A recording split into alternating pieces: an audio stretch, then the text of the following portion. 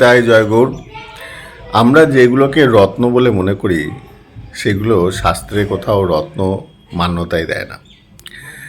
যেমন চাণক্যজি এক জায়গায় বলছেন যে পৃথিব্যাম ত্রীণি রত্নানি জলমন্নম সুভাষিতম মূঢ়ে পাষাণখণ্ডেষু রত্নসংজ্ঞা বিধীয়তে।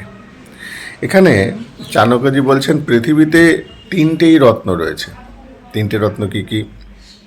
জলমন্নম, সুভাষিতম অর্থাৎ জল, অন্ন আর সুভাষিত বচন। এখন এই তিনটে জিনিসকে কেন বললেন? সোনা, মানিক, হিরে হিরে রত্ন আদি যত কিছু রয়েছে এগুলোকে বাদ দিয়ে শুধুমাত্র জল, অন্ন আর সুভাষিত বচনকে কেন বললেন? বললেন যে মূঢ়ে পাষাণখণ্ডেষু রত্নসংজ্ঞা বিধীয়তে। তারাই মূর্খ যেগুলো পাষাণকে রত্ন বলে মনে করে।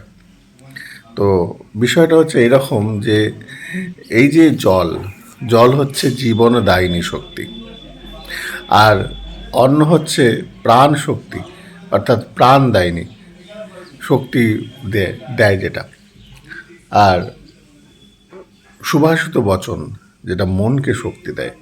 একটা সুন্দর কথা, একটা সুন্দর বাক্য মানুষের মনকে উৎফুল্লিত করে দেয়, সুন্দর মনের সাহস যোগায়। সুন্দর কথার মাধ্যমে মানুষ মন অনেক উৎফুল্ল হয়ে যায়, অনেক কি বলবো, মনটা ভালো হয়ে যায়।